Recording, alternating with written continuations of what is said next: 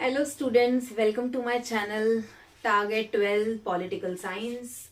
कल हमने अपनी क्लास में पढ़ा था कैसे हमारे देश का बंटवारा हुआ, किन हालातों में हुआ और हमने क्या चुनौतियों का सामना करा राष्ट्र के निर्माण में। ये सब हम पढ़ा चुके हैं, कल हम डिस्कस कर चुके हैं। जिन बच्चों ने कल की क्लास नहीं देखी है वो जाके पहले प्रीवियस भाग 1 पार्ट 1 देखें, तभी आपको पार्ट 2 समझ आएगा, अदरवाइज आपको पार्ट 2 समझ नहीं आएगा। आज हम इस चैप्टर को आगे लेकर चलते हैं अपने पार्ट 2 में। तो जो हमारे पार्ट 2 का टॉपिक 2 है इस चैप्टर का, वो है विभाजन, विस्थापन और पुनर्वास। कि कैसे विभाजन हुआ, विभाजन में कैसे विस्थापन हुआ, कैसे लोग एक जगह से दूसरी जगह गए, और पुनर्वास कैसे उन्होंने अपना वास दोबारा बसाया, अपना घर दोबारा बसाया, एक जगह से दूसरी जगह पे कैसे गए ये, और उन सब में क्या परेशानी आई, कैसे कैसे हुआ, कैसे बंटवारे को कैसे अंजाम मिला, बंटवारे तक हमारा देश कैसे पहुंचा कि बंटवारा होगा ही होगा, वो सब आज हम पढ़ेंगे। उसके बाद हम पढ़ेंगे कि विभाजन के क्या परिणाम हुए, ये सब हम आज की वीडियो में पढ़ेंगे। तो आज हम अपना पहला टॉपिक स्टार्ट करते हैं, चैप्टर 1 का पार्ट 2 टॉपिक 1, विभाजन, विस्थापन और पुनर्वास। 14-15 अगस्त 1947 को एक नहीं बल्कि 2 राष्ट्र भारत और पाकिस्तान अस्तित्व में आए। ऐसा विभाजन के कारण हुआ। अब ये विभाजन क्यों हुआ? ये विभाजन इसलिए हुआ क्योंकि इसका आधार क्या बनाया, क्यों, किस आधार पे हमारा विभाजन हुआ। हर चीज का एक बेस होता है, तो इस विभाजन का, इस पार्टीशन का भी एक बेस होगा।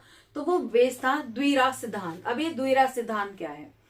द्विराष्ट्र सिद्धांत की मांग मुस्लिम लीग ने द्विराष्ट्र सिद्धांत की बात की थी। इस सिद्धांत के अनुसार भारत किसी एक कौम का नहीं बल्कि हिंदू और मुसलमान नाम की 2 कौमों का देश था। इसी को आधार बनाकर विभाजन की मांग करी थी मुस्लिम लीग ने, तब जाके। लेकिन कांग्रेस ने इसका विरोध किया।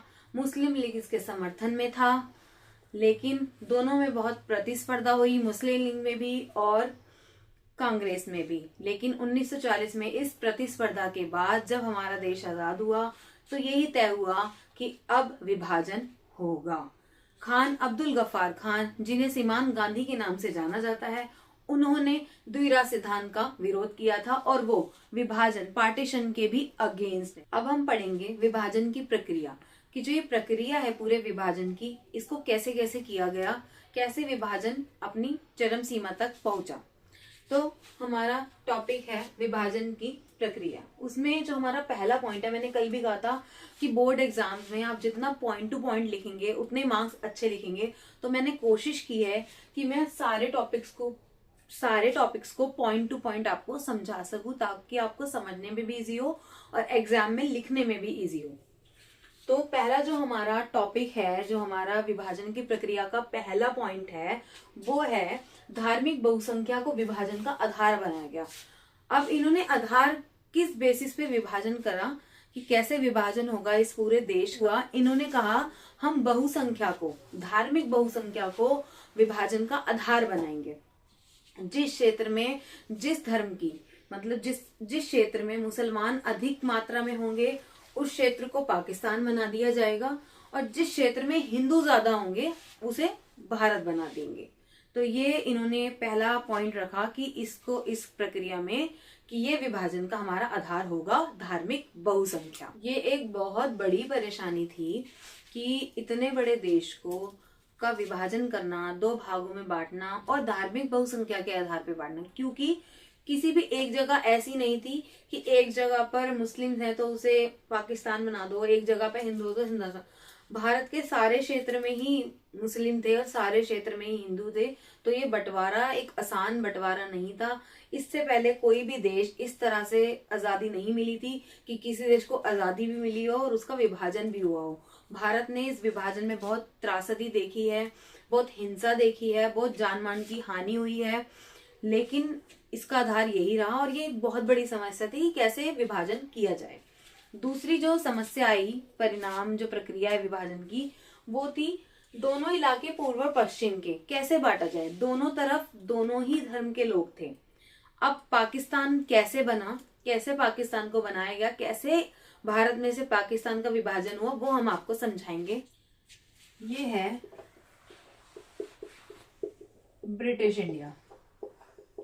अभी मैं आपको समझाऊंगी कि कैसे पाकिस्तान को भारत से अलग करके विभाजन हुआ। ये आपको हर कोई नहीं समझाएगा इतने अच्छे तरीके से, लेकिन मैं समझा रही हूँ तो आप बहुत अच्छे तरीके से समझिएगा। ये हमारा ब्रिटिश इंडिया है, जिसमें से अलग करके हम पाकिस्तान निकालेंगे कि कैसे विभाजन हुआ पाकिस्तान का इंडिया से। ये नॉर्थ, ये साउथ, ये ईस्ट, ये वेस्ट। अब इन्होंने क्या करा, इन्होंने देखा कि इस पूरे एरिया को दो भाग में बांटना है धार्मिक बहुसंख्या के आधार पर। एक को बनाएंगे भारत और एक को बनाएंगे पाकिस्तान।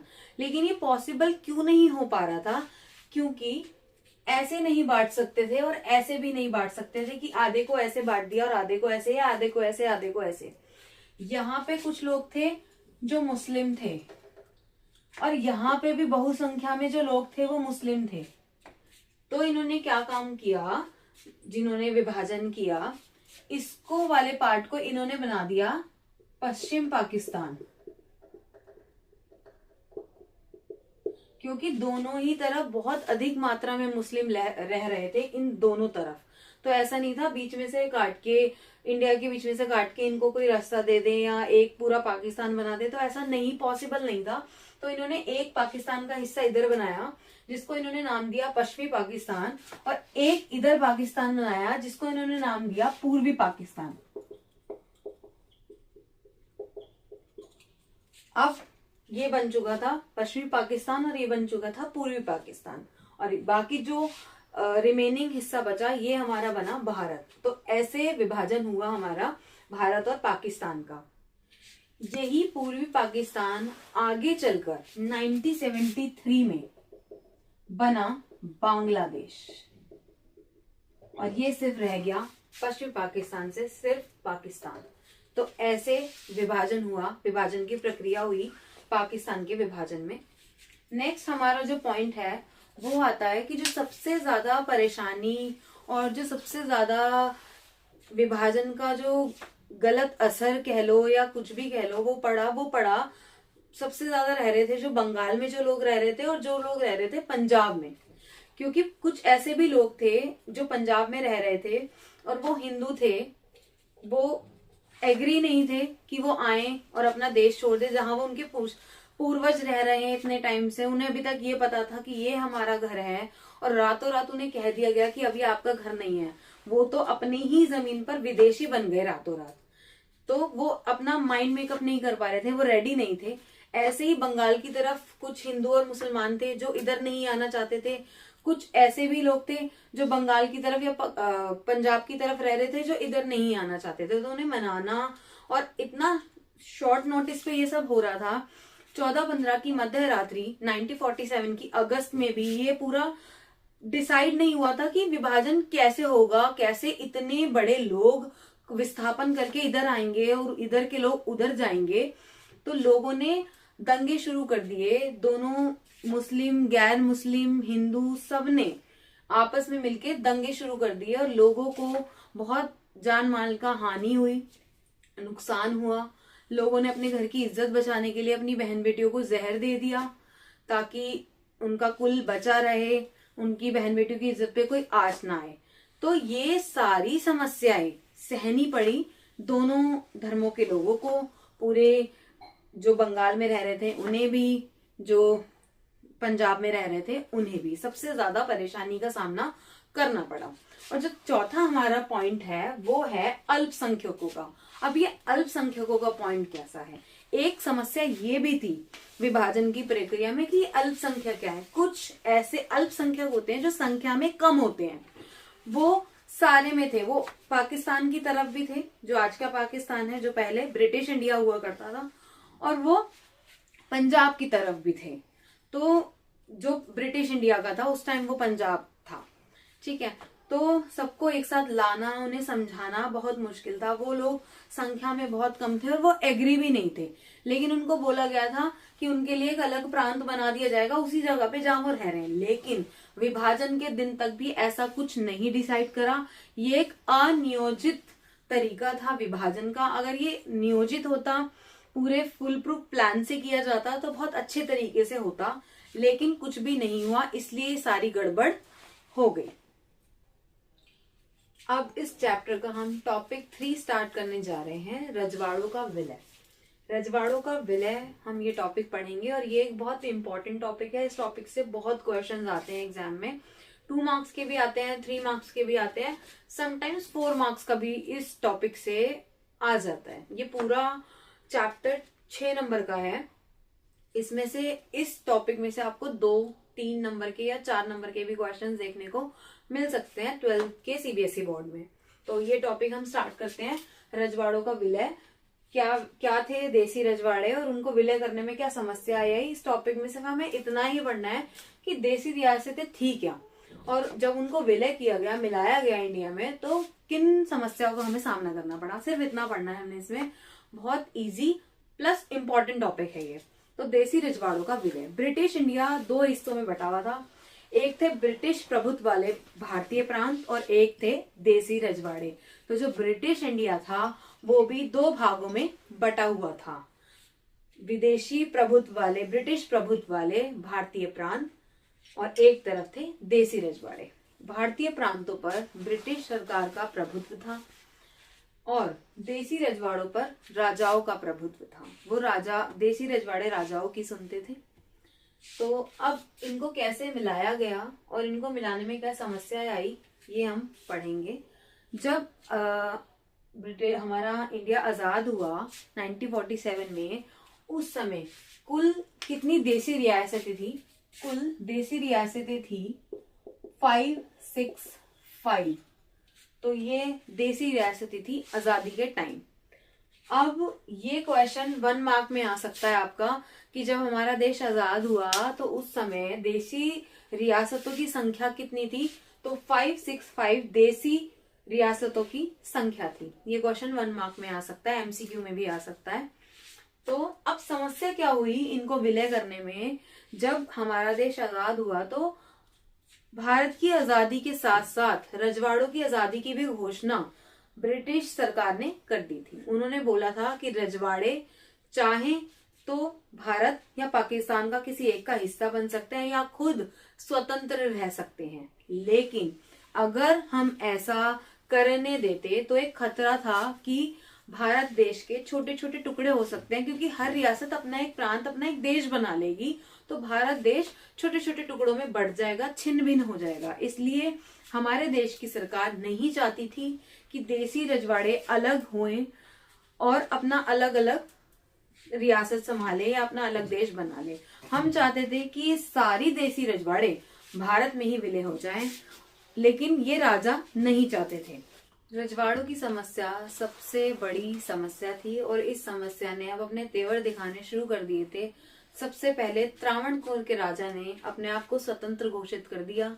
अगले ही दिन हैदराबाद के निजाम ने भी सेम ऐसी ही घोषणा कर दी कि मैं स्वतंत्र रहना चाहता हूँ।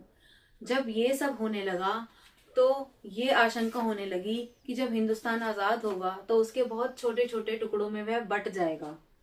लेकिन यह चिंता हमारे देश को सता रही थी, जो हमारी अंतरिम सरकार थी उसको सता रही थी, क्योंकि उन्होंने सपना देखा था कि स्वतंत्र भारत लोकतांत्रिक तरीके से चलाया जाएगा और एकता होगी। लेकिन जब देसी रियासतें अलग अलग हो जाएंगी तो एकता के सूत्र में सबको नहीं बांधा जाएगा, देश छोटे छोटे टुकड़ों में बन जाएगा और जो जितनी भी हमारी देसी रियासतें ये अलोकतांत्रिक तरीके से काम करती हैं, ये किसी भी लोकतांत्रिक तरीके से कायम नहीं करती और अपनी प्रजा को किसी भी लोकतांत्रिक चीज में हिस्सा लेने नहीं देती हैं। इसलिए भी ये इसके खिलाफ थे। अब हम देखेंगे कि सरकार ने इस पर क्या अपनी प्रतिक्रिया दी, क्या नजरिया सरकार ने अपनाया, सरकार ने इन देसी रियासतों को भारत में मिलाने के लिए क्या कार्यक्रम शुरू करे, क्या किया। तो इसमें सबसे बड़ी भूमिका निभाई सरदार वल्लभ भाई पटेल ने। अगर देसी रियासतों को विलय करने का सबसे बड़ा श्रेय किसी को जाता है तो वो जाता है सरदार वल्लभ भाई पटेल। सरदार वल्लभ भाई पटेल को। अगर ये नहीं ये कोशिश करते, ये कदम उठाते, तो कोई भी देसी रियासत भारत में विलय होने को तैयार नहीं होती। बहुत सी रियासतें थी 565 में से जो भारत में विलय हो गई थी, लेकिन कुछ रियासतें थी जिन्होंने बहुत कठिनाइयों से जो भारत में शामिल हुई। अब आगे इस टॉपिक में हम पढ़ेंगे कि कैसे कौन सी वो देसी रियासतें थी जो बहुत मुश्किल से, जो बहुत कठिनाइयों से भारत में विलय हुई। ऐसी 4 रियासतें थी, मणिपुर, जूनागढ़, हैदराबाद और जम्मू कश्मीर। इन चारों को विलय करना बहुत मुश्किल था, लेकिन ये चारों भी विलय हो गई थी। लेकिन जो आपका फर्स्ट चैप्टर है उसमें सिर्फ हम 2 का ही विलय पढ़ेंगे, हैदराबाद और मणिपुर। आज हम इस वीडियो को यहीं समाप्त करते हैं। अगली वीडियो में मिलेंगे जिसमें हम पढ़ेंगे हैदराबाद और मणिपुर का विलय। उसके बाद इस चैप्टर में सिर्फ एक ही टॉपिक रह जाएगा, राज्यों का पुनर्गठन करना। नेक्स्ट वीडियो में ये पूरा खत्म हो जाएगा एक चैप्टर। और हमारे, अगर आप ऐसे ही वीडियो देखना चाहते हैं, हमारे चैनल को लाइक करें। अगर आपको वीडियो पसंद आए तो हमारे चैनल को लाइक करें और सब्सक्राइब करें। धन्यवाद।